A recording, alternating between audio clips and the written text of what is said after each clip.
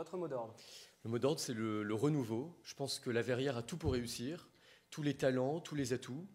Et on constate que d'année en année, la ville n'évolue pas assez vite. Des choses sont faites, mais pas assez loin. Et donc nous, on a envie d'apporter des idées nouvelles, des projets nouveaux, une manière de gérer les choses également qui soit renouvelée. Donc c'est le mot d'ordre, le renouveau, et puis qu'on s'inspire des modèles qui réussissent autour de la Verrière, qu'on ne soit pas le vilain petit canard, mais qu'on bouge, qu'on évolue, qu'on innove, et qu'on s'inspire des modèles qui marchent. Donc l'innovation, le renouveau, ce sera les deux mots d'ordre.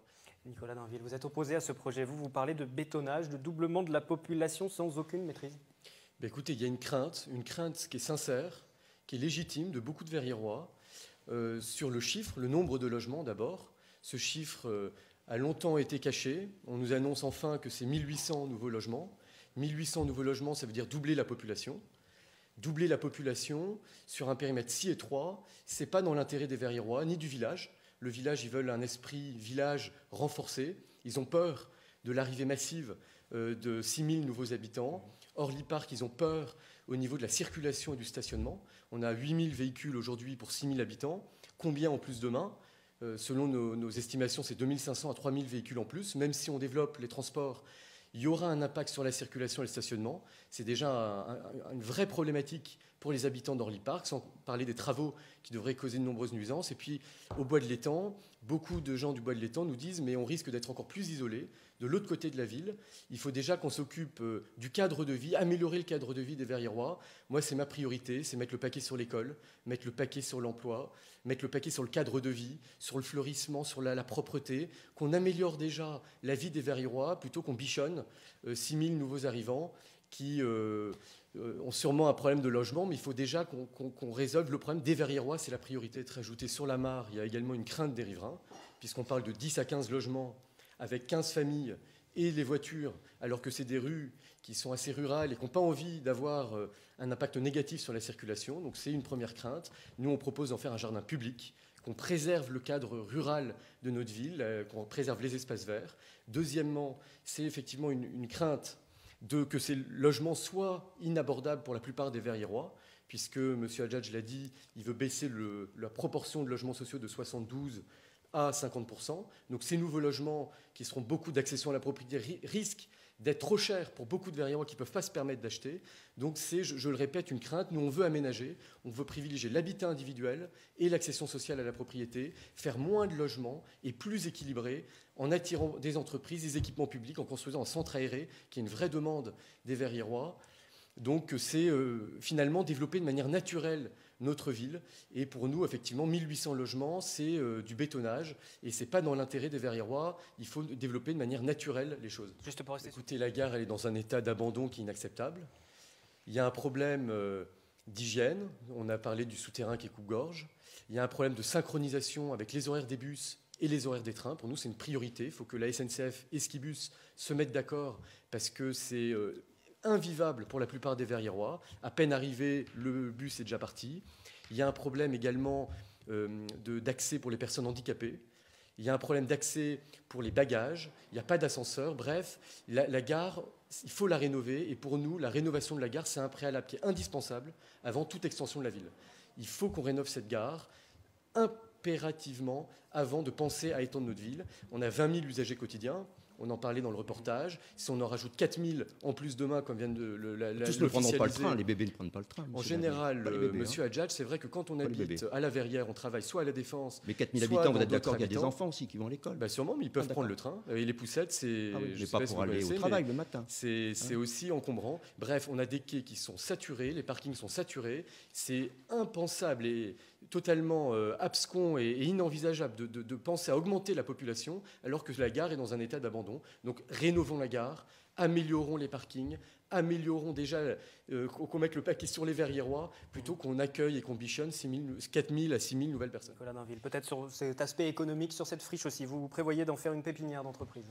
Moi, je n'ai pas le même son de cloche que M. Hadjadj. Moi, j'ai aussi appelé M. Feuillat, qui est le propriétaire des bureaux d'Alcatel. Lui, ce qu'il nous a dit, c'est que la zone, elle est mal entretenue et elle est mal desservie. Et donc, c'est très dur de trouver un repreneur. C'est très dur de trouver un repreneur. Et puis, tout à fait. M. Hadjadj parle d'attirer des entreprises. il faut se mettre dans la peau d'un entrepreneur. Je ne sais pas si vous avez vous-même un jour créé votre propre entreprise, mais quand je travaille pour une entreprise et je suis directeur adjoint d'une entreprise. Ben, je suis heureux de le savoir, mais vous le savez déjà. Quand un entrepreneur a une ville à choisir, il regarde effectivement l'accessibilité, ce n'était pas le cas avec la gare qui est trop vétuste, il regarde la propreté, l'entretien de la ville, parce que quand on reçoit des clients, c'est important que la ville soit bien entretenue, ce n'est pas le cas, et surtout, il va dans une ville où le maire déplie le tapis rouge aux entreprises. Aujourd'hui, je suis désolé de le dire, quand on entend un discours de défiance vis-à-vis des investisseurs, vis-à-vis des entreprises, vis-à-vis des actionnaires, l'entrepreneur, il ne va pas aller à la verrière s'il y a un maire qui ne comprend pas l'entreprise, qui n'accueille pas à bras ouverts l'entreprise. Et ça, c'est le drame parce que ça ne crée pas d'emplois. Les Verriérois ne profitent pas des emplois qui auraient pu être créés si on arrivait à attirer des entreprises avec un maire qui a une culture d'entreprise. C'est fondamental. Le bilan de M. Hadjadj, c'est quand même 16% de chômage, c'est le double que dans les Yvelines, c'est intolérable. Justement, l'emploi, on va écouter quelques Verriérois, on va revenir sur ces questions. Les minutes qu'il nous reste, juste avant que vous ne réagissiez, vos temps de parole respectifs. Nicolas Dainville, vous êtes à 5 minutes 53, Alain Hadjadj à 6,29. Donc commencez avec vous, Nicolas Dainville, cette question de l'emploi, le chômage justement, autour de 12% sur fin 2012, c'est une moyenne sur l'année de l'INSEE. Quelles sont vos propositions pour l'emploi sur cette commune? Mais écoutez, il y a 3 axes. Un, mieux accompagner les demandeurs d'emploi. Aujourd'hui, ils se sentent délaissés. Il faut créer une maison de l'emploi avec un coaching individualisé, motivant pour les demandeurs d'emploi. 2, il faut former à l'entrepreneuriat. Il y a plein de jeunes qui ont des projets, mais qui ne savent pas comment s'y prendre. Et donc, on a envie de les mettre en relation avec d'autres entrepreneurs qui leur parlent, qui les aident à monter des projets.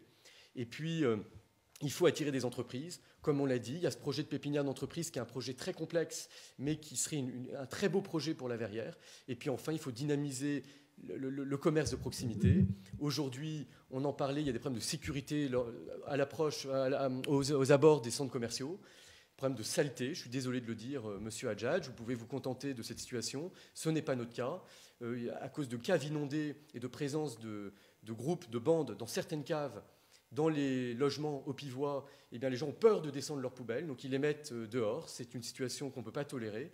Et donc il faut améliorer l'attractivité des centres commerciaux, soutenir l'action de nos commerçants, améliorer la propreté, la sécurité, pour qu'on en ait plusieurs cœurs de ville qui soient des lieux agréables où on puisse acheter, se promener. Et puis enfin, il faut créer une fête du commerce de proximité pour mettre en valeur tous les savoir-faire et toutes les traditions qui portent fièrement nos commerçants. Sur la sécurité, vous avez un peu plus d'une minute pour équilibrer le temps de parole et ensuite je vous laisserai la parole pour les conclusions. Écoutez, un seul chiffre, je ne sais pas si on a les mêmes. Nous, les chiffres qu'on a, c'est à peu près 400 à 420 faits d'insécurité. Ah non, c'est-à-dire vol à l'arraché, je vous les donne. Violence physique. Ce sont les chiffres du commissariat. Moi, j'ai aussi les chiffres du commissariat. Ah, vous avez les chiffres du commissariat. Donc, c'est 420 faits constatés. C'est le double comme Ménilsaint-Denis. Alors, il est vrai qu'on a une gare. Pourquoi vous prenez pas Elancourt? Il est vrai qu'on a une gare.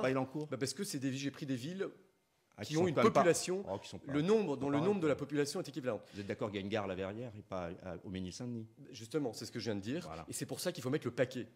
Il faut redoubler d'efforts. Justement parce qu'on a une gare, il faut plus de police municipale, qu'elle soit plus présente à toute heure, y compris la nuit. Et puis moi, quand je parle de la sécurité, j'ai envie aussi qu'on parle de la sécurité en lien avec les bailleurs sociaux, qu'on sécurise l'accès, qu'on travaille sur la sécurisation des accès des immeubles, qu'on travaille sur la sécurisation des ascenseurs. Il y a des problèmes qui sont inacceptables. Est-ce qu'il faut attendre un mort pour qu'on agisse? Je ne le pense pas.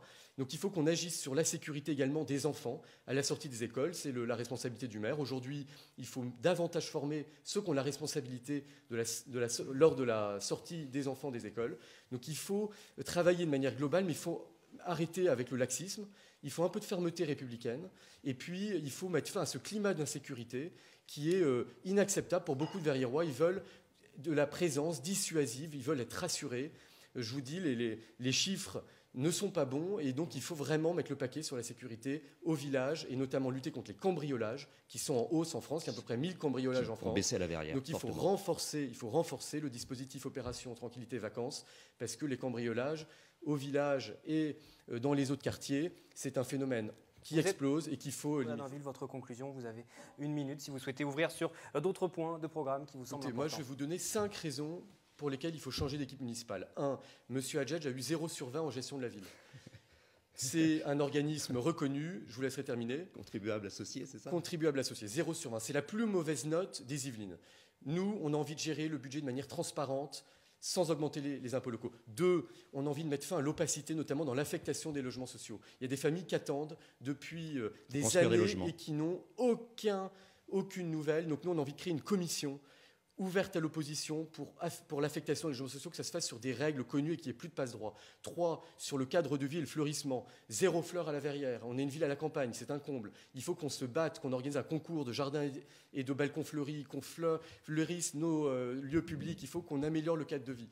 4, j'ai bientôt fini sur la sécurité. Il faut qu'on améliore le dispositif de police municipale. Et puis 5, sur l'école et sur l'emploi, il faut qu'on soit innovant, qu'on modernise nos écoles et puis qu'on aide beaucoup mieux, davantage. TNI, par exemple. Des TNI, mais vous savez, les TNI, il faut former les profs. On aura beau avoir le donc les tableaux numériques, mais on ne va pas lancer le débat sur l'éducation, nous n'aurons pas le temps. Non, il n'y en a pas dans chaque classe et en plus les profs ne sont pas formés. Il faut former les profs à avoir une pédagogie différenciée, plus active. C'est l'avenir de nos enfants. Moi j'ai envie de mettre le paquet sur l'éducation des jeunes et de m'inspirer des villes qui réussissent aux alentours, c'est fondamental. Me préciser votre temps de parole.